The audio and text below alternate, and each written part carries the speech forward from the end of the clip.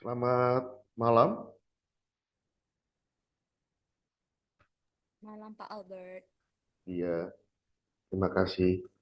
Ya, sambil menunggu, barangkali bisa ada yang berkenan ya memberikan respon di kolom chat atau open mic. Boleh tahu di kota mana gitu ya, bisa diberikan respon, memberikan informasi ada di kota mana, Bapak Ibu sekalian.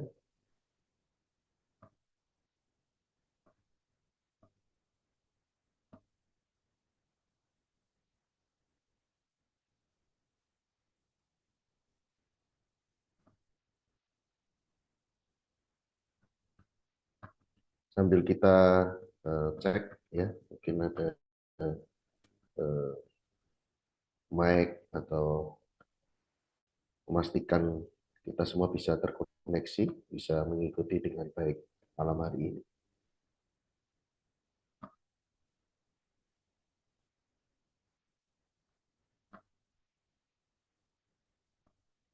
Oke,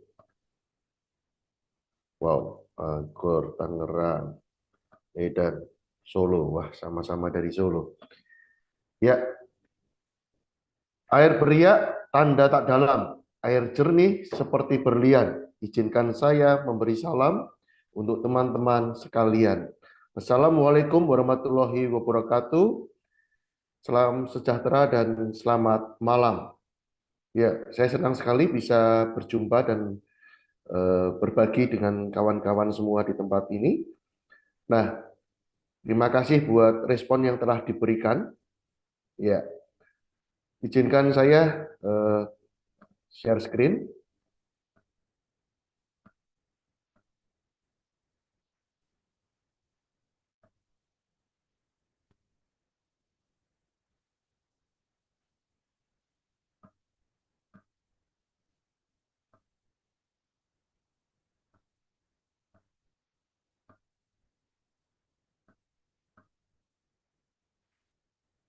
Ya, malam hari ini dalam sekian menit ke depan kita akan belajar bersama. Saya malam hari ini akan berbagi bagaimana mengatasi ya tiga tantangan komunikasi yang paling utama dalam dunia bisnis. Perkenalkan malam ini bersama saya Albert Hananto. Saya certified trainer baik PNSP, NLP, hipnosis, hipnoterapis dan professional coach. Ya, pastikan kita semua seperti gelas yang siap diisi, bebas ya, mau masih kosong atau sudah terisi, ya pernah belajar, ya ibaratnya pernah belajar itu sudah ada isinya, tapi pastikan ada sisa ruang supaya kita bisa berdiskusi, ya bisa saling mempertajam, verifikasi, klarifikasi, ya ada sesuatu hal yang kita pelajari malam hari ini. Sebelum saya lanjutkan, saya mau bikin ya disclaimer terlebih dahulu karena waktu yang terbatas dan ada segmentasi yang berbeda ya dari pelajar sampai ke business owner dan hanya waktu yang sesaat ini, maka apa yang saya sampaikan ini bisa jadi hanya sebuah clue atau checklist atau ibarat bumbu itu kalau makanan ya bahan-bahannya disediakan gitu ya. Nah, ini juga bukan rumusan diagnosa dan langsung obat yang cespleng ya, magic gitu ya, langsung langsung menyembuhkan begitu. Ya, dan ini point of view-nya karena background saya dari NLP, hipnosis dan coach. Lalu dalam sesi ini tidak memutuskan, artinya bukan forum konsultasi langsung memutuskan untuk Anda gitu ya. Nah, karena beberapa tools strategi bisa digunakan ya dalam situasi yang berbeda. Nah, malam hari ini sebelum saya awali ya karena background saya sebagai trainer juga dalam sebuah pembelajaran itu dimulai dari ketidaksadaran akan ketidakmampuannya. Ya, bagian mana yang dia belum mampu, belum kuasai, dia tidak sadar. Nah, malam hari ini saya hanya kasih clue, ya mungkin kasih gambaran besar puzzle-puzzle yang berharap memancing, men-trigger ya teman-teman semua mulai sadar. Oh, dalam hal ini mungkin saya perlu belajar lagi. Oh, dalam hal ini saya perlu dipertajam lagi. Oh, dalam hal ini ya saya perlu berlatih lagi. Ya, jadi malam hari ini saya ngambil keputusan gitu ya, berada di step kedua ini. Ya, setidaknya memberitahu, men-trigger ya, memberi petanya bagian mana yang perlu dipertajam lagi. Nah, ketika malam hari ini tahu, ya diingatkan, maka dilatih kembali. Tapi dalam berlatih itu, ya kita belum mahir. Ya kadang-kala mesti lihat contekan, kadang-kala masih lihat, ya harus mengingat-ingat lagi, ya harus ada salahnya mempraktekkan, dan kemudian dengan berjalannya waktu, dengan berlatih jam terbang, maka kita akan menjadi mahir. Ya, maka apa yang kita lakukan sudah pada posisi di running autopilot ya dari pikiran bawah sadar kita. Nah, itulah step dari mana piawai, legend, master. Nah, kembali kepada tema utama yang akan disajikan. Nah, dalam komunikasi, khususnya komunikasi di dunia bisnis, ketika itu gagal atau kurang optimal, maka ada 3 konsekuensi atau ini yang menjadi tantangan. Ya, ternyata ketika juga dalam sebuah bisnis, kadangkala kemajuannya, kesuksesannya bukan pada seberapa bagus produk itu penting, ya. Lalu juga bukan teknologi yang mutakhir, tapi ada juga 3 ini, ya 3 faktor penentu juga, yaitu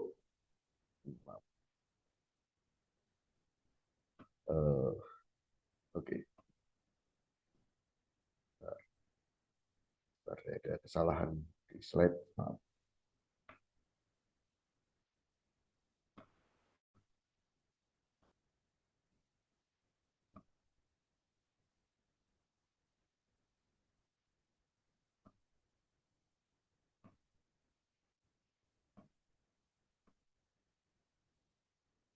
Ya,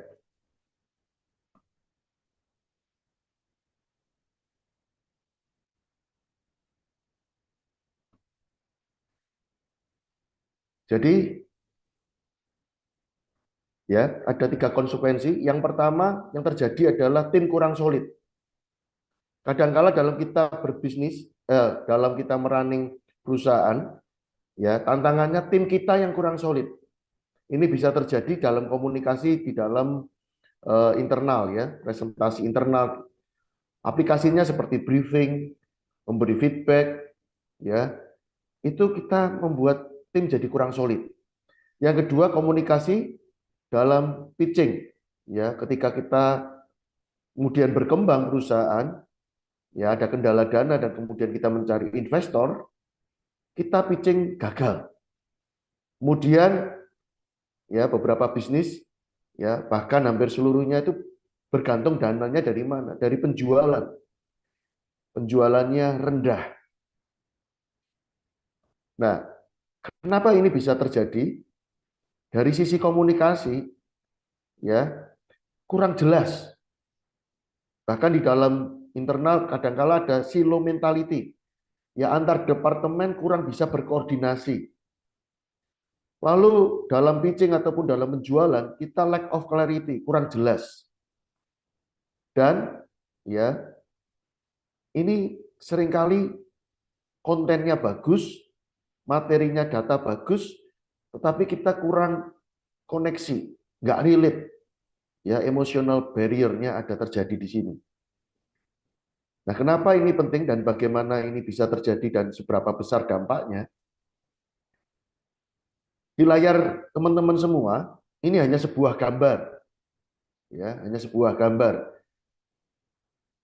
Buat saya, ya, misalkan ini hanya sebuah eh, kenangan, pernah di situ, ya, tenang, sejuk, healing, ngangenin, gitu ya.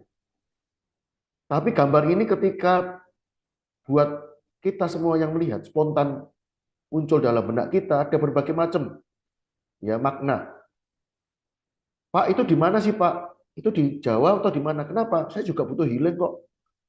Atau Pak, duh, kalau di sana sendirian sih ngeri saya. Siapa tahu masih ada masyarakat lokal yang kanibal dan sebagainya. Itu sudah terjamah manusia atau belum sih, Pak? Gitu ya. Nah, dari sekedar gambar ini aja bisa dimaknai bermacam-macam, ya. Gambarnya air, pohon, ya, tapi bisa dimaknai mengerikan atau enak, nyaman, tenang, damai, ya. Nah, seperti gambar ini juga. Nah, ketika ini muncul, seketika di layar teman-teman semua, kira-kira apa yang muncul di benak teman-teman? Bisakah teman-teman satu dua yang memberi respon? Boleh open mic atau tulis di kolom chat.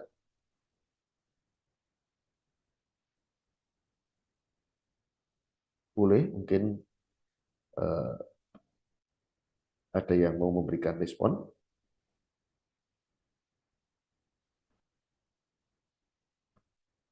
Segar, manis, enak, energi baru. Wah, ini malah diabetes, ya. Segar, manis, enak, enak, malah lebih, ya. Dessert legit. Oke, terima kasih. Senang sekali dengan partisipasi yang aktif dari teman-teman semua. Nah, itu yang saya maksud ada tidak connect, ya, tidak relate, tidak tidak tersambung, ya. Ketika saya menyajikan gambar ini, ditangkap oleh receivernya ternyata diabetes. Ya, pernah saya cobakan di kelas lain, kolesterol itu manis, ya, lemak tinggi, ya. Padahal saya sajikan, saya berniat baik. Nah, ini bisa terjadi di mana saja, ya, baik di dalam internal kita briefing, kita merasa ini orang kok lambat sekali, ya. Saya sudah menyampaikan menurut saya jelas, kok dia nangkepnya nggak jelas, ya. Di dalam pitching juga gitu. Kita merasa ini produk saya bagus. Yang menerima investornya, ini produkmu terlalu mahal. Jadi kadang kita paksakan menurut apa yang kita mau berikan. Di dalam komunikasi, ya, ada rumus, saya pakai istilah setelah COVID, ini saya pakai istilah COVID. Ya, kontennya, tapi ternyata ketika kita berkomunikasi itu tidak hanya konten. Visualnya juga menolong. Visual itu bisa bicara soal gestur kita, raut muka kita, ya. Nonverbal itu cara berpikir kita di balik itu. Lalu juga slide presentasi pendukungnya dan bagaimana kita mendeliverikan pesan itu sendiri. Menjadi kemudian apakah kita disenangi atau tidak. Ya, pakai istilah crush sekarang, ya. Jadi akan menentukan, ya. Kenapa? Kita bukan sekedar memberitahu, tapi kita juga ingin mempengaruhi. Bagi yang belajar komunikasi, ya, ini tentu menjadi materi dasar. Ya, di dalam komunikasi public speaking itu pasti mengenal tiga ini. Ethos, pathos, logos. Menjadi pribadi yang berintegritas, gitu ya. Ada pribadi yang bisa dipercaya, disukai tadi. Lalu yang kedua menunjukkan ada empati, peduli. Kita bukan hanya searah, kita juga memperhatikan lawan bicara, ya. Dan logos. Ya, kita memberikan data, fakta. Nah, seringkali di dalam kita pitching, ya, di dalam kita sales, kita fokus pada logosnya, lupa minim pada patosnya. Ya, logosnya misalkan kita bisa bicara, kalau saya sering kali itu kalau ke toko-toko jual handphone, itu mereka langsung nerocos gitu ya, langsung menyampaikan itu speknya. Pak, ini tipe ini speknya ini, tipe ini speknya ini. Ya, tidak menanyakan kebutuhan yang dicari. Ya, nah bagaimana klik dalam 3 menit? Kenapa? Karena dalam komunikasi seringkali 3 menit ini menentukan. Ya, termasuk sekarang ini sudah semakin cepat. TikTok, ya dulu Reels, ya semakin kita hidup di dalam dunia digital yang semakin cepat scroll. Nggak suka menentukan. Karena ibu dari keputusan adalah perasaan. Dan kadang-kala kita juga tidak punya waktu banyak berhadapan dengan orang penting. Nah, jadi bagaimana secara cepat kita juga menarik perhatian. Ada beberapa hal yang mendasari dulu sebelum case by case. Ya. Seperti membangun rapo. Ya, ini bukan membuat raport untuk anak-anak, ya, tetapi bagaimana kita membangun pribadi menjadi yang disukai, relate, dan kemudian dipercayai. Ya, untuk disukai itu kita perlu belajar mengkalibrasi, mengenali orang, dan kemudian sama, menyamakan. Kenapa? Karena pada dasarnya orang itu suka, ya, kalau sama. Pada dasarnya orang itu tidak suka berbeda. Pada dasarnya ketika sama itu merasa nggak asing lagi, didukung. Ya. Jadi untuk membangun kenyamanan dan kepercayaan sekali lagi, ya. Jadi dari disukai, terhubung dan dipercaya. Nah, apa kemudian yang dikalibrasi? Kita mesti memperhatikan posturnya. Contoh posturnya, ya. Ketika berdiri tegak atau lemas gitu ya, loyo atau ogah-ogahan itu terlihat.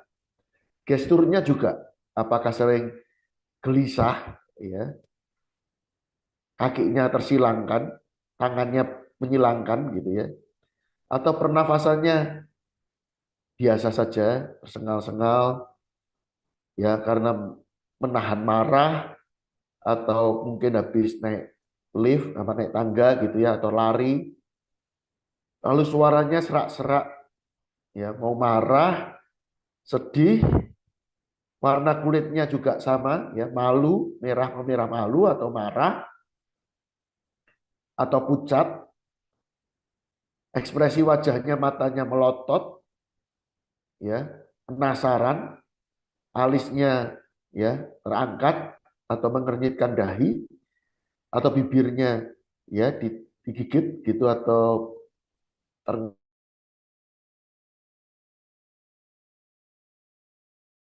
terkalibrasi. Kemudian sebetulnya juga bisa dipelajari dari bola mata. Kebetulan beberapa waktu ini saya belajar untuk mendeteksi kebohongan. Bola matanya kemana? Gitu ya. Ini kalau gambar di layar, ibarat orang berhadapan dengan Anda, kalau bola matanya ke kanannya dia, ke kanannya kita, ke kanannya saya yang melihat, lalu kemudian itu berarti kirinya dia, nah itu berarti dia sedang mengingat. Kalau ke atas mengingat gambar, sejajar telinga itu mengingat suara, kalau dia serong ke kiri berarti berdialog, sedang self-talk. Sementara kalau di kirinya kita, kanannya dia sedang menggambarkan, membayangkan, kalau ke kanan atas membayangkan visual, kalau ke kiri sejajar telinga itu membuat atau mengarang suara, memunculkan suara, lalu ke serong kiri bawah, dia sedang mengecek perasaannya.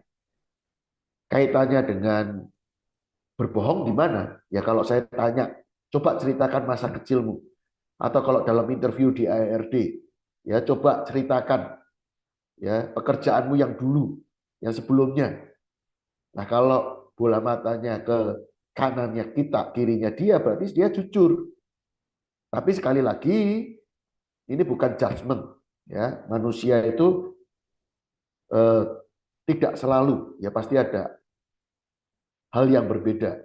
Ya, contoh kidal, left hand. Meskipun mungkin umumnya right hand. Ya, jadi kita perlu kalibrasi dulu. Kira-kira kalau dia ditanya yang dia aman, nyaman, tidak berbohong, bola matanya kemana? Bisa nggak terjadi terbalikannya? Bisa. Ya, jadi ini tetap sekali lagi pada umumnya. Lalu teknik menyamakan itu ada yang disebut matching, ada yang disebut mirroring. Pada dasarnya sama.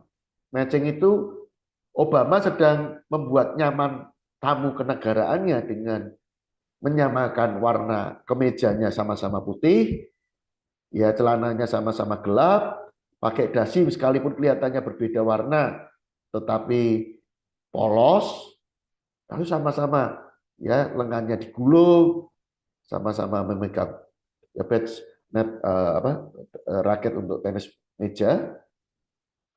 Sementara kalau mirroring itu juga menyamakan, ya, tetapi karena mirror cermin, maka tangan kiri kita di kita, tetapi lawan bicara di tangan kanan. Nah, kita akan lihat sejenak video ini, ya, seberapa dampaknya, seberapa powerfulnya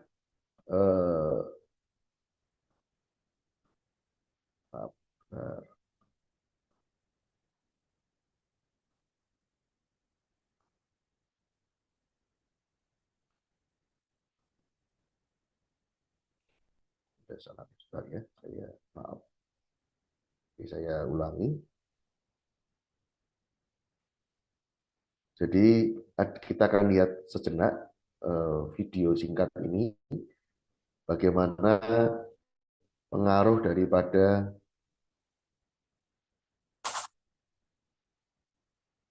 menyamakan, ya, betapa ini penting.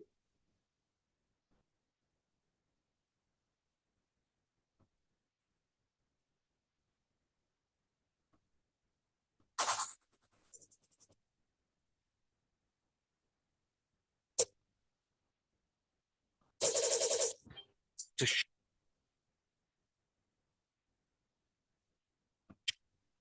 show this, we took two men, Mr. Nice and Mr. Nasty, and placed them in a controlled environment. Then we asked several volunteers to meet them and discuss different subjects. Favourite films? Yeah, well, got plenty of those. You go first. What the volunteers didn't know was that while Mr. Nice was being friendly and warm, Mr. Nasty was being as negative and as difficult as possible. Philadelphia Story. Yeah. I don't like that very much. No. Not really. But crucially, both Mr. Nice and Mr. Nasty have been asked to deliberately move their bodies in specific ways. So you got any more favourites? While cameras watched for a response from the volunteers that would reveal what was going on in their mind. Oh, yeah. Gradually, as the conversations developed, an extraordinary thing began to happen. The volunteers with Mr. Nice gradually began to copy him. He kind of used those well, and the acting was so good. They kind of all got away with it. The other ones, Last of My Hatrons. No, I didn't see I mean, I shouldn't. There's no reason to suggest that we should like that. But there's some. Meanwhile, those with Mr. Nasty didn't copy him at all. I'm really enjoying 24 at the moment. Have you seen that? Saw it once. Yeah, didn't like it very much. Yeah. No. I think it's the sort of thing I like going to the cinema myself. Because the volunteers like Mr. Nice, I mean, some people say they like to, share this. their mind prompted them to mimic him. I think about myself. A subconscious attempt to strengthen the bond between them. Well, everyone says it's fantastic.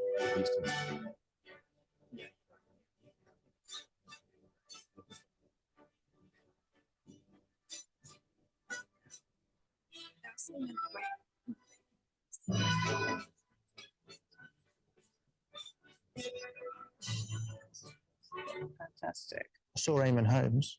Did you? Yeah. Did you speak? Ya, dari video ini kita diyakinkan, ya, ketika si Tuan Baik ini mendukung, ya, apa film favoritmu? Oh ya, saya juga melihat. Benar kamu, bagus itu. Ya, saya setuju dengan kamu. Ketika dia mendengarkan, mendukung, maka respon yang didapat kemudian, ya, ini istilahnya pacing dan leading, ya awalnya mengalah untuk mengikuti, menyamakan. Kemudian leading, dia ketika mulai bergerak, maka lawan bicaranya mulai mengikuti. Itu tanda berarti dia sudah mulai nyaman, sudah mulai percaya. Itulah hukum di dalam pacing leading ini. Gitu, ya. Nah, makanya perlu sekali yang disebut dengan mendengarkan secara empatik, ya.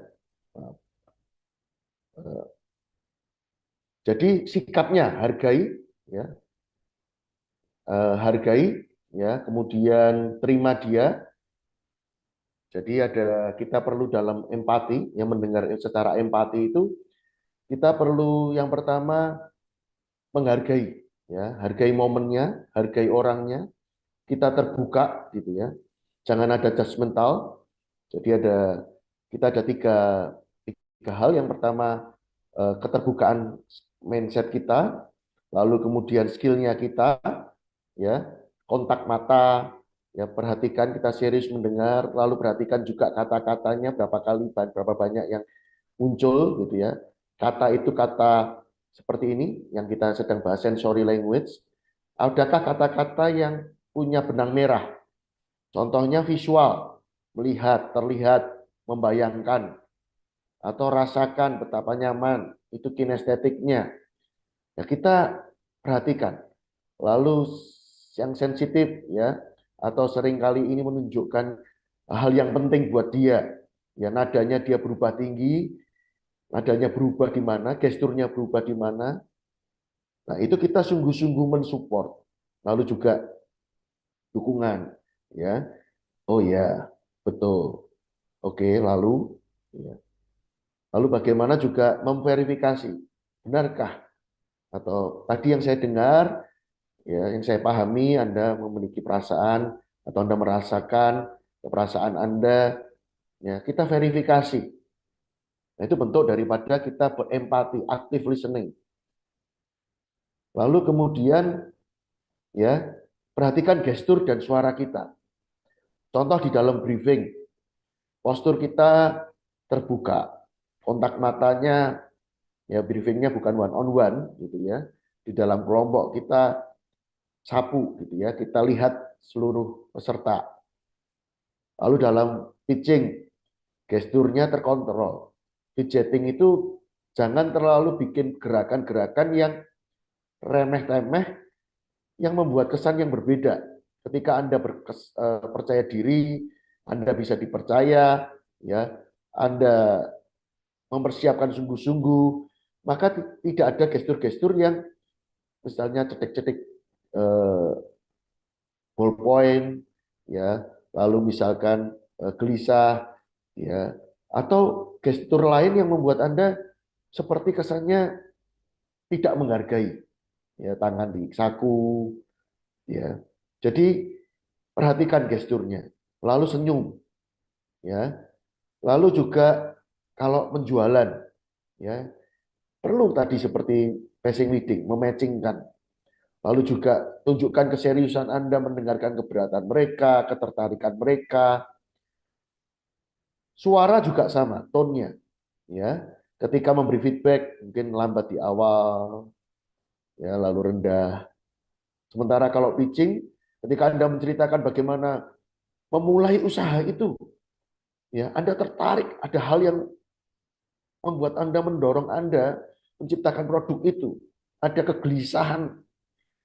Ya, ketika ada masalah, kemudian Anda temukan solusinya dan itu menjadi sebuah produk atau jasa yang Anda jual, Anda ceritakan dengan semangat. Nah, juga jeda ketika Anda mau menyebut angka atau ada hal-hal yang menarik, ya.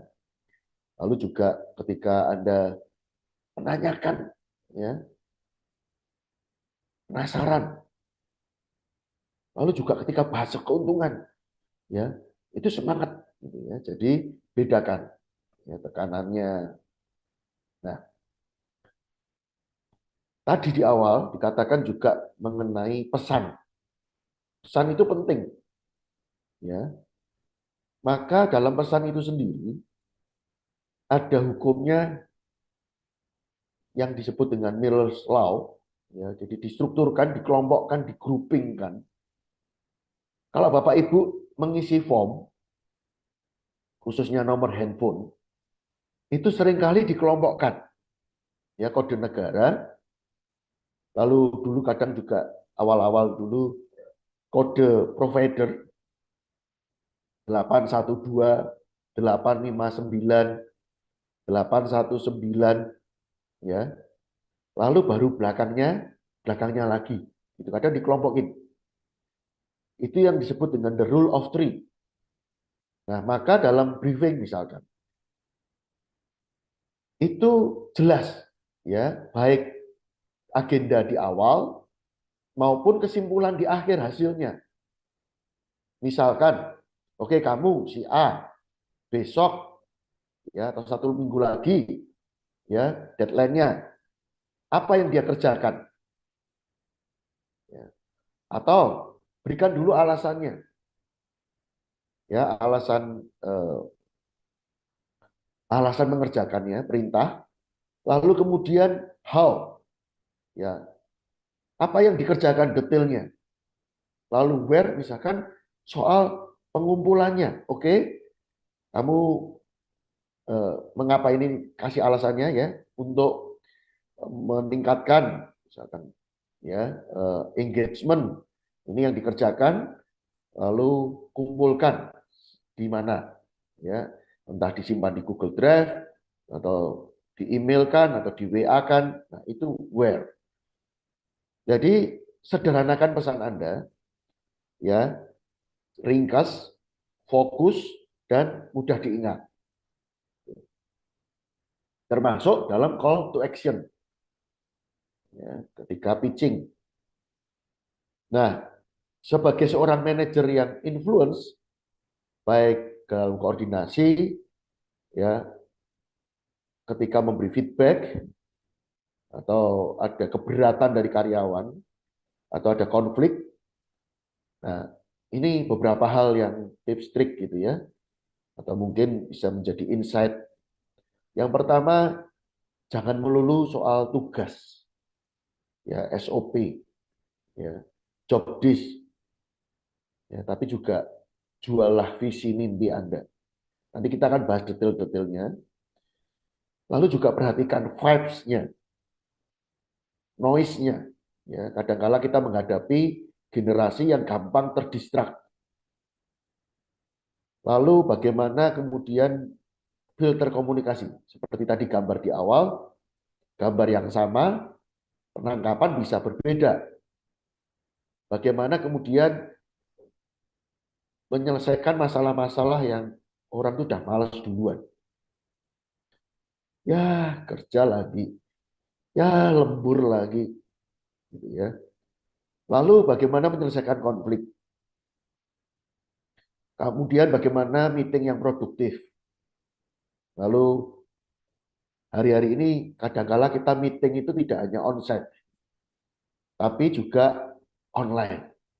Nah, jadi kadang-kala kalau kita online-nya one on one, ya, kita perlu menatap, karena lewat online kita lewat kamera, ya, sehingga kesannya bukan menatap ke orangnya gitu ya, tapi lebih ke menatap ini lebih seperti kita di hadapan publik gitu ya, ketika kita memimpin yang umum banyak orang grup, itu kadang-kala beberapa tipsnya kan melihat di atas kepala gitu ya, bukan. Karena seperti cowok pun juga tidak bisa mata ke mata persekian menit lamanya gitu kan ya. Jadi seni-seni ini perlu dipelajari. Kemudian bagaimana merumuskan kejelasan ya dari what, who, where, ya, how, yaitu untuk meetings. Nah, oke. Kita mulai dari bagi visi, berikan why-nya dan dampaknya apa. Ya. Misalkan ini seperti roti burger juga bisa, ya. Berikan dulu why-nya, ya. Berikan dampaknya atau berikan tugasnya dan kemudian kembali ditutup dengan dampaknya apa. Ya. Ketika postingan IG misalkan, ini akan menghubungkan kita kepada komunitas pengrajin yang lebih luas. Ya, tujuannya apa sebetulnya? Kita mendapatkan misalkan engagement-nya, konversinya. Dari situ ya dampaknya apa? Penjualan kita meningkat misalkan. Ya. Nah, oke, sebab itu tugasnya apa? Atau kebalikannya ketika harus mengerjakan sesuatu yang detail, ya, yang rapi, handmade gitu ya. Kenapa? Untuk menciptakan word of mouth, biar viral. Kalau viral mungkin jauh lebih mudah dimengerti, gitu ya. Ini akan membuka pintu lebih luas. Kenapa? Tujuannya menghidupi lebih banyak pengrajin. Kita akan berkembang, merekrut orang, ya. Jadi kasih outcome framing. Ini kalau dalam framing disebut dengan outcome-nya. Nah, kemudian perhatikan juga noise, hal-hal yang bisa mengganggu. Kenapa? Seperti ibaratnya komunikasi, radio, ya handphone, ada pengirimnya, kemudian diubah jadi sinyal, ya kemudian ada salurannya, diurai dan diterima. Nah, di tengah-tengah kita berkomunikasi ini ada salurannya, ada perantaranya. Nah, perhatikan ya fisik. Artinya siap nggak sebetulnya penerimanya ini? Ya, lalu juga kurangi singkatan-singkatan yang justru membingungkan mungkin. Tidak menolong, tapi justru membingungkan. Atau jargon-jargon yang terlalu abstrak. Tergantung konteksnya. Ya. Lalu juga psikisnya. Apakah ketika bicara berdua, ruangan tertutup itu dengan lawan jenis intimidatif, membuat dia nyaman atau tidak? Kemudian jangan lupa cek penerimaan. Beberapa kebiasaan berbeda kita kalau berdebat, ya kita seringkali melupakan. Kita langsung memotong pembicaraan dan menyampaikan apa yang kita maksud. Bukan mengulangi dulu apa yang ditangkap gitu ya. Sebaliknya kita sebagai pembicara kita juga harus memastikan, meminta para pendengar kita menyampaikan kembali apa yang mereka tangkap misalkan. Nah, ini sebetulnya ketika kita berkomunikasi itu kita semua netral, menerima dari 5 panca indera, kemudian ditangkap oleh otak kita, makanya kita mengenal cahaya yang cerah, ya, suara yang lirih, rasa yang kasar, lembut, ya, itu dinamai, kemudian difilter. Tidak semua informasi yang kita terima dari luar itu disimpan. Ya. Kemudian di dalam otak kita diolah, itu menjadi tindakan, aksi, atau respon kita. Jadi sebetulnya di otak kita karena keyakinan kita, karena ketertarikan kita, karena prioritas kita, karena cara berpikir kita, maka tidak semuanya itu terserap dan tersimpan. Maka dalam komunikasi-komunikasi seringkali ada yang hilang, ada yang nggak jelas, ya, ada yang sifatnya umum. Contoh, ketika ada orang berkata, saya lagi males, ada yang hilang. Ya, kalau kita mau melatih cara berpikir, maka metamodel itu adalah sebuah teknik dengan bertanya, ya teknik memunculkan apa yang tersortir tadi, apa yang tidak lolos dalam filter. Itu tekniknya dengan bertanya. Makanya pertanyaan penting sekali. powerful. Kalau pertanyaan salah, responnya bisa berbeda. Nah, meta model adalah seni bertanya. Maka kita tanya, malas apa? Kalau ada kalimat yang juga tidak jelas ya, ada yang hilang juga. Orang tua itu menyebalkan. Ini filternya itu yang ada disebut filter deletion, distorsi, generalization. Sekali lagi metanya itu responnya. Kita nanya menyebalkan seperti apa? Orang tua yang mana? Orang tua siapa? Filternya, contoh distorsi. Saya sudah banyak berusaha, tapi tetap gagal. Berusaha itu yang seperti apa sih? Nggak jelas kan? Berubah. Berubah itu kan ada dasarnya dari mana ke mana. Dari apa ke apa. Kalau usaha, oh maaf ini, maaf salah ya. Jadi berusaha seperti apa? Oke, lalu kalau generalisasi. Ada orang mengatakan saya selalu gagal. Loh apa ya setiap saat? Kalau selalu itu kan setiap saat. Atau semua. Contoh semua laki-laki buaya. Semua itu siapa? Semua berapa banyak? Sampelnya di mana? Apa ya semua sudah ditanya? Apa setiap cowok yang ada di dunia sudah ditanya? Saya harus. Siapa yang mengharuskan? Bagaimana ya kalau tidak ada masalah? Maksudnya seberapa dampaknya? Kenapa mesti harus? Powerful question. Ya, pertanyaan itu sangat powerful. Tadi di awal saya mengawali dengan pertanyaan, bisakah ya teman-teman merespon, memberitahu di mana posisi kota mana gitu ya di posisi teman-teman sekalian. Pertanyaannya bisakah? Jawabannya kan sebetulnya cukup bisa atau tidak bisa. Tapi kenapa teman-teman jawabnya Tangerang, Solo? Itu kan powerful, ya. Pertanyaan menggerakkan orang. Berapa banyak ketika anak terlambat atau karyawan terlambat, kita nanya, "Kenapa sih kamu terlambat?"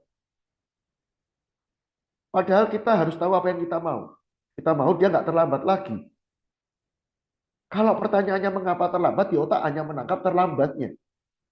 Dan karena ditanya mengapa, dia mencari alasan. Dia hanya mempertebal sambungan saraf, otak terlambat lagi. Sehingga terlambat yang dimaklumi. Cari alasan yang menumpuk, yang untuk diterima logis, terlambat. Tapi kalau diubah pertanyaannya, coba temukan cara, ya, atau bagaimana caranya, kamu mulai besok, ya, selalu datang tepat waktu, atau lebih awal. Maka seketika itu juga dia langsung dipancing. Kalau dulunya belum terpikirkan, caranya gimana ya untuk bisa tepat waktu. Nah, clean language ini juga tadi mempertanyakan, ya, malas apa? Atau dieksplor. Saya merasa pekerjaan ini berat, atau mungkin hati saya berat sekali. Ya, berat itu di mana? Berat itu seperti apa? Ya. Lalu ada pertanyaan coaching, ya, ada yang banyak metode. Yang umum di pasaran itu ada SCORE atau GROW. Simptom, causes. Orang kalau ditanya seperti dokter, coba rasakan ada apa? Lalu ditanya, kalau masuk di ruangan, lalu ditanya, apa yang Anda rasakan sekarang? Lalu kadang-kala kita ditanya juga, kenapa? Apa penyebabnya? Perut saya sakit. Oke, kenapa? Karena tadi habis menerima MBG, gitu ya. Itu kausisnya bisa jawab langsung beberapa. Kalau bisa menjawab pertanyaan apa gejalanya, pertanyaan berikutnya bisa menjawab kenapa. Atau sebaliknya, apa yang kamu inginkan, outcome-nya. Atau seperti apa goal-nya. Maka pertanyaan berikutnya bisa dijawab. Butuh apa kamu untuk mencapai ke sana? Ya. Itu efeknya, dampaknya apa ketika kamu berhasil. Itu menguatkan. Lalu grow, ya, goalnya apa? Ya, kalau ini dibalik seperti skor tadi, tujuannya dulu. Kondisi sekarang apa? Ya, realistisnya sekarang, realnya apa? Lalu, langkahnya apa untuk dari kondisi sekarang, dari sini ke sana, dari Solo ke Semarang? Pilihannya apa saja? Naik bis, naik travel, kendaraan pribadi, naik kereta. Lalu kemudian, langkah pertamanya apa yang mesti dikerjakan? Milih naik travel. Buka aplikasi. Pesan tiket. Ya, kapan dikerjakan? Kapan laporannya? Ya, jadi itu pertanyaan-pertanyaan powerful juga ketika mengembalikan pertanyaan dari atau ketika investor ya pitching. Kemudian ada jenis-jenis frame. Seringkali kita sudut pandangnya berbeda. Ya, ada orang nggak tersemangati, nggak punya semangat. Maka kita kasih tahu nih, dia lihatnya di beban pekerjaannya. Tetapi kita kasih lihat dari sisi outcome-nya. Ya, kita kasih tahu, kalau kamu kerjakan ini, maka atau pernyataan betul. Ya, kata orang sukses, semua harus rajin. Kita sedang mengatakan, kalau kamu mau sukses ya rajin dong. Rajinlah. Mengacu pada fakta real kenyataan. Ya. Buktinya kita kasih tahu. Ya mungkin ada orang keberatan ya dengan kemungkinannya berpotensi atau tidak produk kita. Kita ngomong kenyataannya sampai hari ini faktanya pengandaian itu sudah langsung bisa menjadi sebuah perintah yang tidak mungkin ditolak. Kalau kita POV-nya adalah kita makin memberi tidak banyak pilihan kepada orang. Ketika Bapak Ibu di kasir, di KFC misalnya, pesanannya dibacakan. Kemudian apakah Ibu tidak mau menambah, ya tidak sekalian, ya dengan puding atau es krim. Kalau kita hanya diberi 2 pilihan, kemudian kita, ya sekalian deh, sama es krim, berarti kita sedang dijebak sebetulnya secara hipnosis. Ya, berarti ini dikirim besok atau lusa. Itu sudah diandaikan, dia sudah beli. Hanya masalah pengiriman. Ini mau ditransfer, ya, atau mau cash, atau QRIS.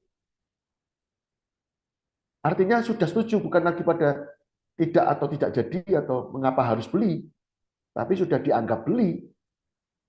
Kontras frame dibandingkan langsung secara bertolak belakang. Ya.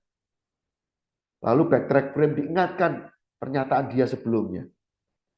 Ekologi frame coba dikaitkan dengan dampaknya kepada lingkungan, orang, dianya sendiri. Ya. Lalu chunking down, breakdown. Ini juga misalkan, ayo perusahaan ini goalnya kita transformasi digital. Kadang-kadang kita bingung mulai dari mana, mau ngapain. Ketika otak bingung, maka kita nggak akan bergerak. Software kalau masih error, ya juga bingung nih, gitu ya. Kalau masukin pin nggak ada programnya nggak jelas, pin betul kemana, pin nggak betul kemana, if dan else-nya salah, bingung gitu, hang. Maka kita juga perlu kasih breakdown-nya, jelas detail. Maka kita kenal makro manajemen dan kita juga kenal mikro manajemen. Lalu ada perseptual posisi. Ya, posisi menentukan prestasi, ini posisi menentukan cara pandang. Khususnya menyelesaikan konflik, keberatan, ya. Itu kita perlu ya menggunakan kadang simulasi, ya. Ini perlu bisa digunakan sebagai simulasi. Menyelesaikan konflik antar karyawan, bagian juga sama. Makanya ada beberapa perusahaan kadang dirotasi. Supaya apa? Supaya dia bisa melihat sudut pandang dari divisi lain. Jadi kadang-kala, aduh keuangan itu pelit amat sih. Ya. Kadang-kala antara produksi, pengadaan, keuangan nggak bisa saling mendukung, gitu ya. Lalu dalam memberi feedback, ya kita bisa dengan kasih dulu situasinya kapan. Ya, yang kita mau kasih feedback apa situasinya, lalu tindakannya apa. Kita tidak mengkoreksi, tidak menyudutkan orangnya. Lalu kita kasih tahu dampaknya apa ketika perbuatan salah itu atau yang tepat itu. Ya, kemudian kita juga bisa pakai teknik atau kita double, ya istilahnya kita langsung gitu. Kita juga kasih hal yang positif, kita kasih tahu kamu. Ya, mungkin ada orang yang sebetulnya positifnya dia bersemangat. Dia sudah percaya diri. Dia sudah prepare. Ya, lalu kemudian baru dikasih tahu. Ini yang kurang tepat. Ini yang perlu diperbaiki. Lalu kasih tahu solusinya. Ya, kemudian bisa ditutup dengan tawarkan bantuan sumber daya itu, oke? Atau berikan dorongan atau juga kasih harapan gitu ya. Bisa gitu ya. Kamu bisa karena kamu pernah menyelesaikan hal itu sebelumnya. Atau harapannya bisa kasih harapan gitu ya. Dengan pernah beberapa kali, maka harapannya kamu jauh lebih baik dari kemarin gitu ya. Nah, bagaimana dengan memberitahukan hal buruk? Sampaikan dulu empati gitu ya. Setuju gitu ya. Saya pasti gitu. Sedih juga sama seperti di posisi kamu sekarang. Lalu kasih tahu alasannya ya, why-nya. Apa yang kemudian sampaikan gitu ya, transparan, keputusan perusahaan apa, misalkan PHK. Lalu kemudian sediakan solusi atau rencana ke depan, oke? Setelah pertemuan ini atau saya sudah siapkan gitu ya planning. Jadi nanti pesangon atau apa itu ya. Voucher plan istilahnya juga nanti temui siapa atau akan mendapatkan apa dan bagaimana. Nah, dalam memberi feedback juga bisa juga kasih framing dulu ya atau feed forward. Kasih kerangkanya dulu. Ya, apa yang saya bicarakan ini ya terbatas atau hanya bagian kemarin gitu ya, situasi kemarin. Ini bukan mengkoreksi orang ya, no personal issue ya. Lalu tindakan hanya masalah pada tindakan gitu. Seperti tadi di awal saya juga framing itu disclaimer. Lalu perhatikan juga konteksnya. Nah, presuposisi ini anggapan. Ya, di NLP itu ada beberapa anggapan yang dianggap benar, ya anggapan yang memberdayakan yang dianggap benar di dalam NLP. Beberapa ini menolong supaya kita itu tidak emosional. Ya, seperti tadi saya di awal katakan ya, ketika ada orang yang kelihatannya keberatan. Sebetulnya dia kritis, analisa dia lebih baik dari teman-temannya, tapi kita langsung merasa kayak tersudutkan. Wah, ini menyerang pribadi saya nih. Wah, ini karyawan memberontak ini. Padahal belum tentu. Ya. Contoh sederhananya. Peta itu bukanlah teritori, itu netral. Ya, seringkali kita bahkan dalam pasangan. Ya. Saya kenal, saya menikah. Kenapa saya pakai contoh pasangan bukan karyawan? Ya. Saya tidak tahu apakah loyalitas itu masih menjadi isu penting gitu ya, masih dianggap lama itu berarti masih loyal, ya kerja 30 tahun, 40 tahun, 50 tahun. Dan kalau dilihat dari yang hadir gitu ya, makanya saya masih mencoba dengan contoh pasangan gitu. Saya sudah menikah sama dia, saya kenal dia, saya hafal kebiasaannya dia, saya tahu kesukaannya dia. Tapi itu artinya sebetulnya saya kenal dia di dalam persepsi saya. Bukan mendefinisikan siapa orang itu sejatinya. Ya, siapa orang itu? sesuai dengan kodrat ya spek dasarnya dari pabrikannya, sang pencipta. Kita kenali handphone dari bagaimana kita menggunakan handphone itu. Mungkin tidak semaksimal seperti pabrik itu sudah bikin, siapkan fitur-fiturnya lengkap. Kadang-kadang tidak semua fitur di handphone kita pakai secara optimal. Nah sekarang soal pitching. Bagaimana kita menghadapi investor. Ada yang penting, ya, penekanan-penekanan. Anda harus bisa menjelaskan why-nya, the story begin-nya.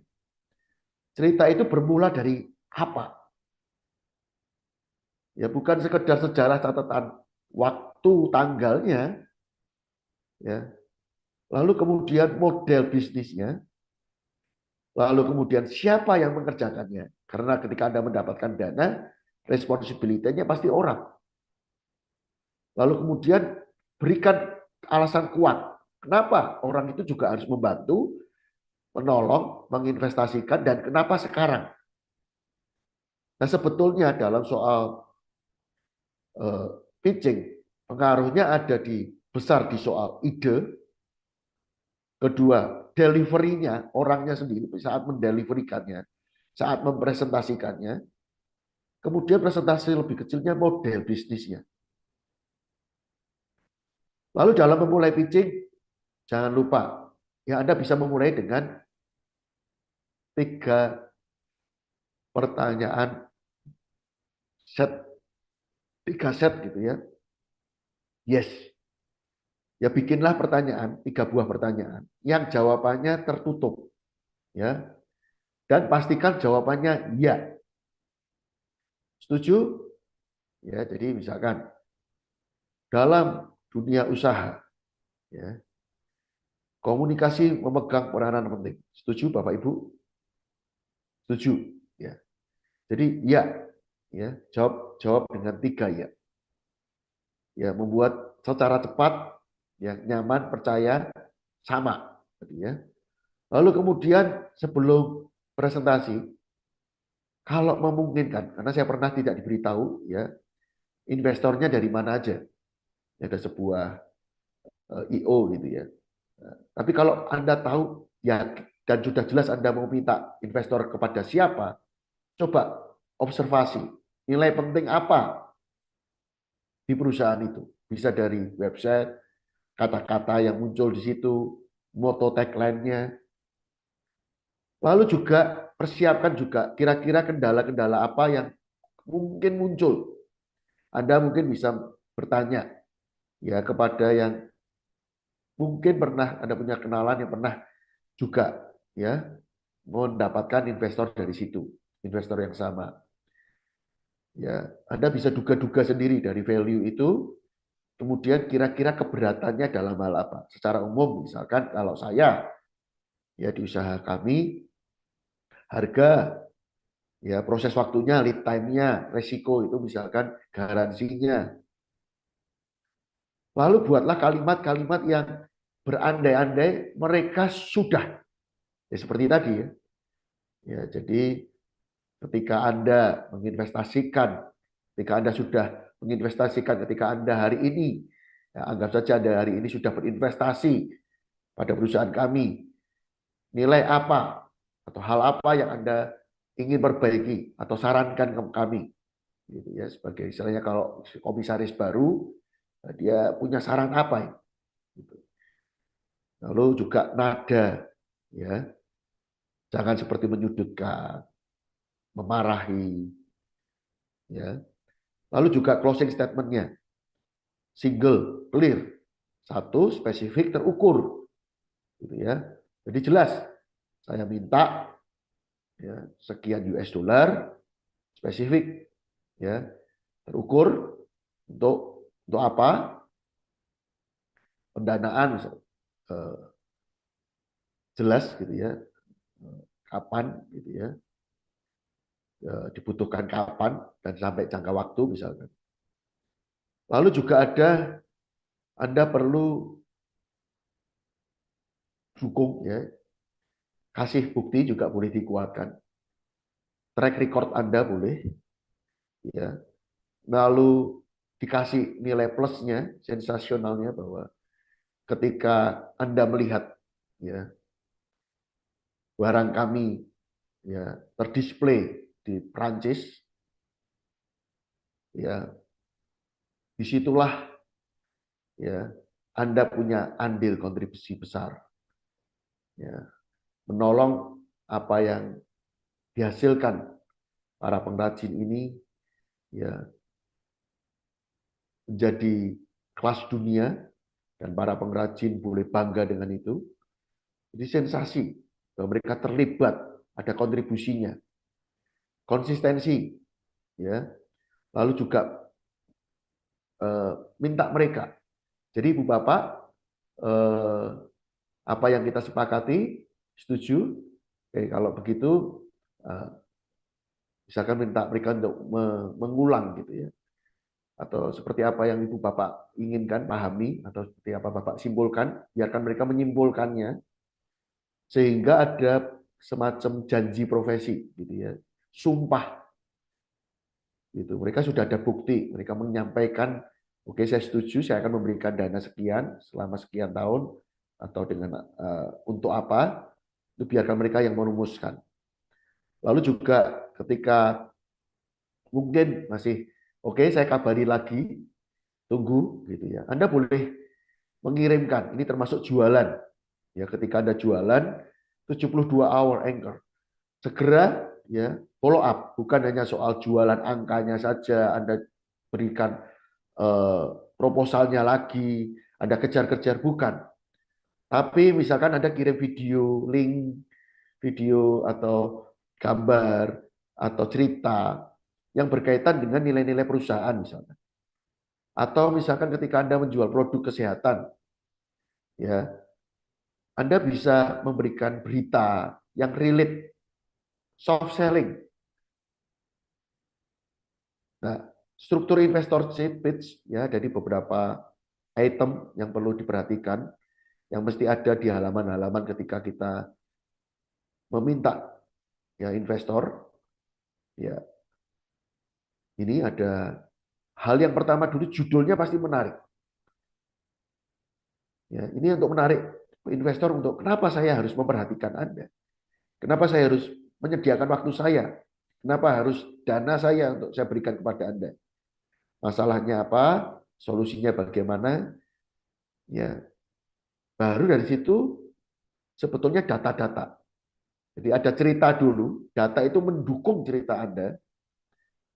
Lalu bisnis modelnya seperti apa? Lalu timnya, dan langsung pada to the point-nya, ya, permintaannya. Ini beberapa hal yang kita bisa perhatikan, ya, beberapa hal yang kita bisa perhitungkan atau disampaikan sesuai dengan kebutuhan. Ubahlah kata-kata Anda, maka Anda akan mengubah dunia Anda. Ya, di otak kita tidak bisa menerima kata tidak atau jangan. Dengan kata-kata kita bisa mempengaruhi orang. Ya. Contoh ya, diskon, ya, up to, sale, ya, flash sale. Ya. Dapatkan segera, hanya 10 biji. Ya, Senin harga naik. Lalu garansi ya 2 tahun, dulu setahun, sekarang handphone 2 tahun misalnya. Atau outlet resmi, riset kalau dalam kesehatan, kata dokter atau penelitian. Bayangkan ada beberapa storytelling ya, gratis, ya, atau tambahkan bonusnya, ya. Lalu kemudian juga sadari, rasakan, itu membayangkan mereka, malah mengalihkan dari keraguan-raguan, resisten. Lalu ada istilah Milton, teknik Milton model, contohnya dengan mind reading, kalimat saya tahu, seolah-olah membaca orang lain, si pembacanya, si pendengarnya. Presuposisi tadi yang dianggap, ya kita sudah menganggap duluan terjadi. Lalu unspesifik tadi berkaitan dengan berusaha, sukses, yang blur ya, distorsi. Seperti apa sebetulnya? Berhasil. Lalu ada kalimat-kalimat ya, makanya ini dalam copywriting. Cepat atau lambat, ya, itu kalimat yang sebetulnya mendorong Anda. Sebelum Anda memutuskan, ya, lakukan. Kelihatannya seolah-olah di kata sebelumnya, sebetulnya ada selipan perintah yang Anda harus kerjakan. Apakah ini atau ini tadi yang saya ya. Kalau haruskan daripada menyuruh, kita mungkin ngomong mungkin. Ya, ketika kita menyuruh, kita nganggap dia bisa, Anda mampu membeli. Itu menyuruh Anda beli. Walaupun kita seperti menyemangati. Atau bisa ditambahkan dengan sekarang. Atau membangkitkan kesadaran. Perhatikan. Sudah pernahkah Anda itu kesadaran? Imajinasi, seandainya Anda punya, seperti apa jadinya jika, atau logika, fakta 1, fakta 2, ketika kita berikan fakta ketiga, kita menganggap fakta ketiga sama benarnya dengan fakta yang sebelumnya. Karena dan maka, otomatis otak kita menganggap itu ada hubungan. Kadang-kala diselipkan yang itu bukan hubungan. Alangkah baiknya jika itu berarti kita sudah diberi frame perasaan kita diarahkan baik. Ya. Aksi, daftarkan segera, langsung setelah ini acara selesai, ya, itu aksi mendorong Anda. Mengarahkan. Seolah-olah kita tidak kelihatan mengarahkan. Anda tidak perlu mendaftar sekarang.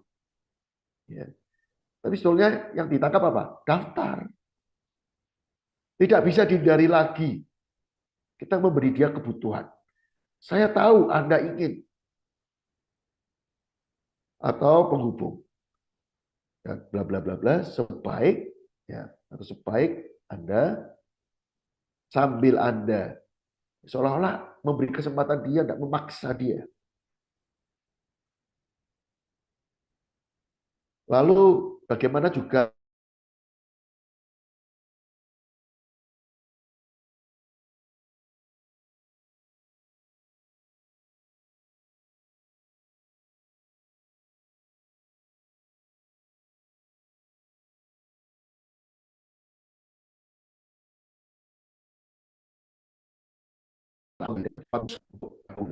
pasti bergabung.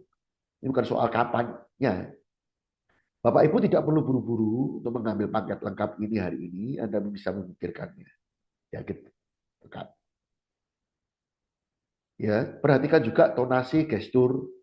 Saya bertanya-tanya, apakah Anda sudah memutuskan berapa stok awal yang akan Anda ambil? Itu artinya dia pasti ngambil. Kita mengandaikan dia sudah pasti ngambil. Cuma kesannya kita tanya, itu tidak langsung. Ya. Saya itu penasaran, berapa ya stok awal yang Bapak mau ambil? Lalu ketika Anda pitching, ya, jangan melulu langsung hard sell. Ya. Bisa juga ya tadi ceritakanlah kenapanya duluan, sejarahnya duluan. Lalu ketika Anda memberi feedback, Anda briefing, karena berkaitan dengan keterampilan dan attitude dalam sebuah perusahaan, ketika kita ingin menyampaikan sikap, ya, memperbaiki, maka kita bisa gunakan piggy black atau story dalam story dalam story.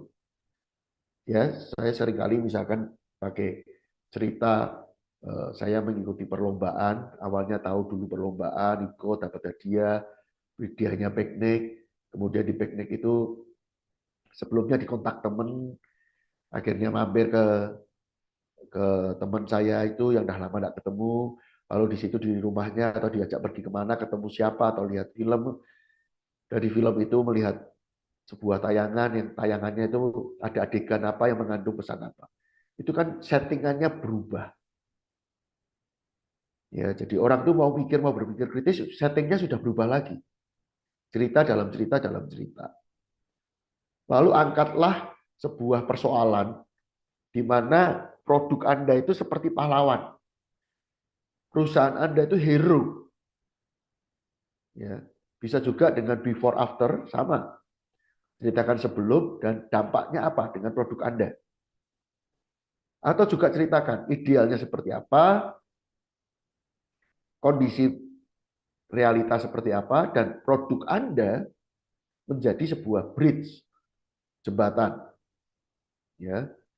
Lalu juga bisa dengan tambahkan sesuatu yang tak terduga.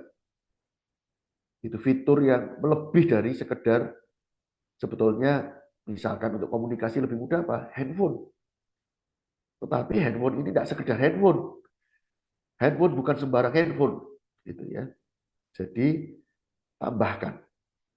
Lalu dalam slide itu ada beberapa, mungkin ini ilmu dari desain visual, ada kontras, ada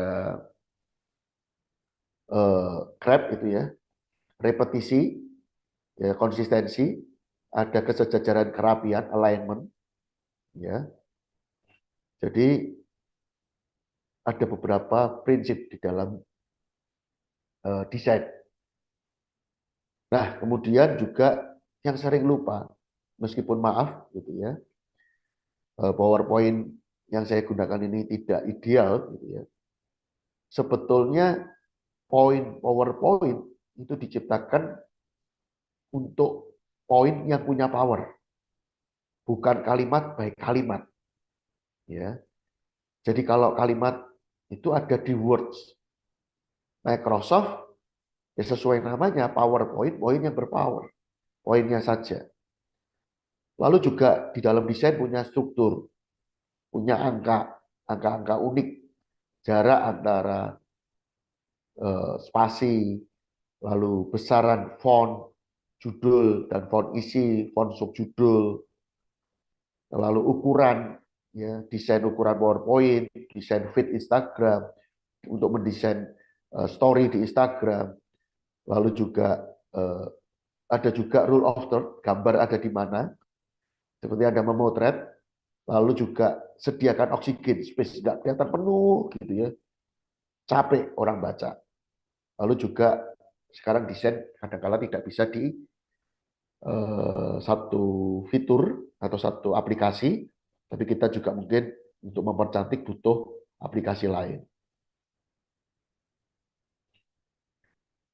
Nah, di dalam presentasi, beberapa atau kita pernah mengalami fase stres. Ya, deg-degan, nggak percaya diri, grogi. Tentu respon sebetulnya otak itu antara melawan atau lari. Ketika kita grogi itu, ya saraf kita, hormon kita, nafas kita, detak jantung kita, sampai akhirnya ketika ngomong pun bisa-bisa ngeblank atau belibet gitu ya. Nah, di dalam komunikasi akhirnya apa? Ngebut. Yang penting saya sudah ngomong. Saya nggak peduli lagi apakah ini terkoneksi relate nggak dengan mereka. Saya nggak peduli lagi ini diterima nggak dengan mereka. Nah, solusinya apa? Ya, tadi kita sudah bahas ya apa yang perlu disampaikan. Kalimatnya seperti apa, pengkondisiannya seperti apa. Tapi ternyata problemnya di kita, nggak siap. Maka solusinya kita perlu seperti kayak Superman. Superman itu masuk ruangan, ganti baju, jadi orang yang berbeda. Kalau secara ilmu kita dulu, angkatan dulu, kenal namanya jembatan keledai. Satu jangkar untuk memanggil ingkatan. Ya. Contoh, sekalipun saya SD sudah puluhan tahun yang lalu, pelajaran sejarah yang dianggap banyak dan bosankan, sampai hari ini saya tidak pernah lupa tahun berapa perang Diponegoro. Karena apa? Alih-alih daripada menghafalkan tahun, menghafalnya dengan cara apa? Menghafal waktu, jam. Ya, perang Diponegoro adalah perang yang tersingkat karena 5 menit. 1825 sampai 1830. Ya sebetulnya realitanya 5 tahun. Ya. Kenapa ingat? Nah, itulah yang disebut dengan menitnya itu memanggil angka. Nah, kalau ini dulu kita pernah percaya diri atau di hal lain kita sangat percaya diri. Nah, untuk presentasi kita butuh percaya diri. Tapi nggak siap, grogi. Maka untuk kita bisa memanggil lagi rasa percaya diri itu, maka rasa kita harus kembali dulu ke perasaan itu, kita bayangkan, kita masuk lagi, kita serap lagi itu, lalu kemudian disimpan. Nah, setiap kali kita membutuhkan, ya, tadi kita simpan dengan nama file apa, di save dalam bentuk apa, Excel, PDF, maka itu yang dibuka lagi. Itu prinsipnya. Contoh, prakteknya bagaimana? Ya, bikin tubuh Anda rileks. Anda bisa mengambil tempat duduk, sikap duduk yang nyaman, lalu kemudian semakin rileks dan semakin rileks. Kemudian dituntun kembali ya ke situasi seperti apa yang Anda butuhkan. Misalkan Anda percaya diri. Kapan Anda percaya diri? Ketika Anda berhasil juara matematika waktu kuliah, misalkan. Nah, kembalilah ya. Bayangkan ya, seoptimal dan selengkap. Gambarkan, bayangkan, dengarkan, rasakan. Ya. Kemudian dioptimalkan. Ya, kalau itu masih 1 sampai 10 masih 5 begitu ya. Tingkatkan intensitasnya, warnanya, kecerahannya, ya, suaranya perjelas, volumenya ditingkatkan. Ya, kemudian ketika peak ya, ketika sudah optimal, simpan. Nah, kalau Anda orang visual, Anda bisa simpan dalam visual. Ketika Anda perlu percaya diri dengan cara untuk itu, Anda visualnya misalkan seperti pemanah. Karena Anda menganggap orang itu kalau sudah melepaskan busur, berarti sudah percaya diri pasti, gitu ya, yakin. Atau gambar foto ibu, Anda percaya diri karena apapun yang terjadi, ibu Anda tetap mengasihi Anda. Nah, kalau Anda orang suara, percaya diri, Anda mungkin bisa berteriak, "Si ayo!" Atau Anda bisa, "Yes!" Atau ada orang kinestetik, Anda bisa sambil lompat atau mengepalkan tangan. Atau Anda bisa menepuk dada, percaya diri. Ya, tiap kali Anda menepuk dada Anda, maka Anda kembali mengakses. Lalu cek, ya Anda lakukan ini. Kalau belum optimal, ulangi sekali lagi. Ulang sampai betul-betul optimal dan Anda bisa mengakses cepat dan powerful. Lalu dalam penjualan, ya ada banyak teori, tapi ada saya beberapa saja yang saya soroti. Jadi negosiasi win-win, ya. Misalkan ada orang minta diskon, masalah dia di harga. Kita mungkin negosiasinya di soal sistem payment-nya. Atau negosiasinya antara cicilan atau payment-nya, oh Anda terima barang dulu baru dibayar. Ya, jadi resikonya apa? Alih-alih dari dibalik dia menawar diskon ini apa? Gitu kan? Nah, lalu juga bisa juga Anda dalam negosiasi di awal, ya sama seperti tadi ya, segera dapatkan yes-nya dulu. Dalam bernegosiasi, ya Anda yang memainkan, Anda yang menyodorkan, ya keuntungan bersamanya, opsi-opsi apa, sehingga dia berkata oke, yes, gitu ya. Ada pilihan-pilihan ini. Oke, saya bicarakan ya, boleh saya bicarakan, saya usulkan beberapa pilihan. Ya, pastikan itu menguntungkan bersama. Kemudian kasih objektifnya. Oke, berdasarkan apa yang Anda tetapkan standarnya, Anda yang mau tadi. Lalu juga Anda mesti tahu batas negosiasi Anda, batas bawahnya apa. Ya, punya boundaries-nya. Lalu di dalam sales, ya kadangkala boleh kok. Ya, justru kadangkala kita perlu apa adanya. Contoh, ya, tapi pastikan ya, bukan hanya sekedar membuka aib gitu ya, atau kegagalan atau kelemahan. Tapi maksud saya begini, kami di awal ya handmade ini belum bisa rapi. Tapi berjalannya waktu ya problem dikembalikan karyawan, apa dikembalikan customer, lalu kemudian di tengah perjalanan kebetulan kami juga merekrut yang lebih ahli, kemudian ada perbaikan mesin dan sebagainya. Saat ini ya di dalam posisi sekarang zero complaint ya, zero complaint.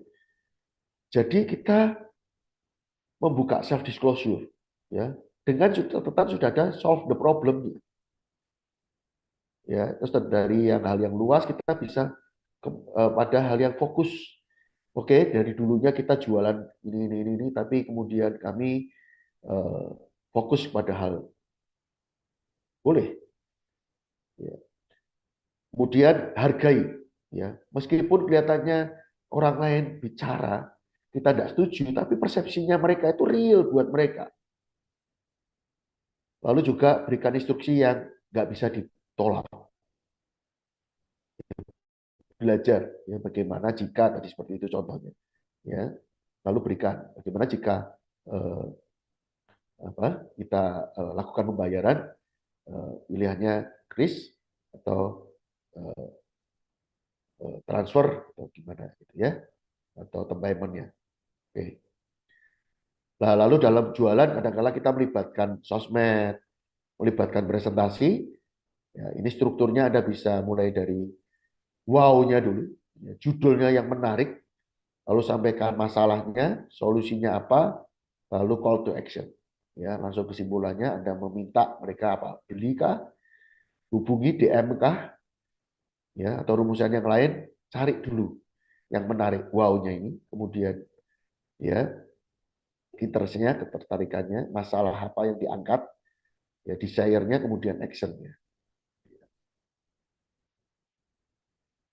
Nah, saya akhiri dengan apa yang menjadi masalah yang kemudian bisa muncul ya di lain waktu atau ke depan, mungkin channel kita overload ya di dalam teknologi ada berbagai macam aplikasi, maka kita tentukan ya mana yang kita mau fokus atau fokuskan misalkan oke, kalau untuk komunikasi internal kita lewat WA, nanti kalau komunikasi dengan klien supaya ada buktinya kita lewat email, ya.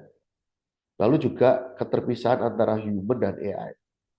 Kita semakin tipis, video-video sekarang tidak bisa memisahkan antara asli atau AI. Ya, jadi tambahkan dan akui juga misalkan bahwa dalam ini ketidaksempurnaan, bahwa ini hanya tools dan sebagainya. Ya, jadi juga cek hasil-hasilnya sesuai nggak dengan kita, diri kita, selaras nggak, gitu. Nah, vulnerability hook ini adalah bagaimana kita menyampaikan di awal supaya kita tidak kekurangan sentuhan, ya bahwa ini masih terbatas, bukan mendewakan teknologi. Demikian, ya telah lama sendirian sampai lupa rasa punya kekasih. Cukup sekian dan terima kasih. Sharing saya cukupkan sampai di sini karena yang di sana sudah berpindah ke lain hati.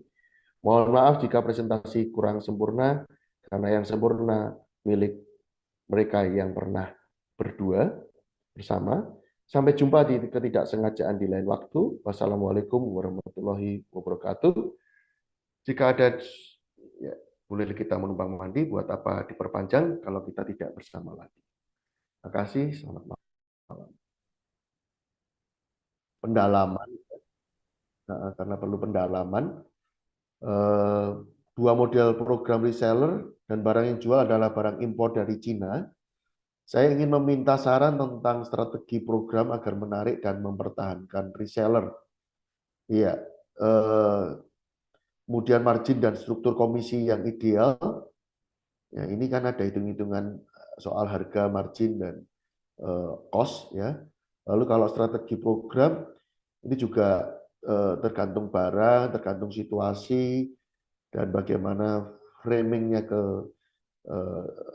apa namanya, intervensinya ke pasar, ya. Lalu branding dan positioning produk itu sendiri saya juga perlu tahu posisi di market, gitu ya. Saya pernah bekerja soalnya di konsultan untuk impor alat-alat tulis, itu ATK yang di pinggiran, bukan di kota. Jadi bagaimana kemudian tidak tergulung, itu sementara juga stoknya banyak, karena tiba-tiba COVID, itu stoknya dari yang pinggiran masih belum paperless, gitu ya. Semua bahan, tas, segala macam, tas sekolah dan sebagainya, kalah dengan yang di toko-toko besar, gitu ya, Gramedia dan sebagainya. Lalu bagaimana eksekusi dan pengelolaan program agar lancar. Nah, bagaimana struktur karyawan, dan ini bicara soal divisi dan SDM yang dipunya, pengembangan jangka panjang untuk meningkatkan performa. Ini apa? Saya maksudnya mungkin perlu lebih pendalaman ya soalnya. Gitu. Sekilas saya mungkin agak kesulitan untuk menjawab dalam waktu singkat untuk keseluruhan ini kalau tidak ada interaktifnya. Gitu. Mungkin ada yang lain di sela pertanyaan yang lain. Kira-kira ada pertanyaan dari teman-teman nggak? Kalau misalnya udah clear, mungkin kita akhiri dengan foto bareng, boleh Pak Albert? Boleh, boleh. Boleh ya, oke. Teman-teman,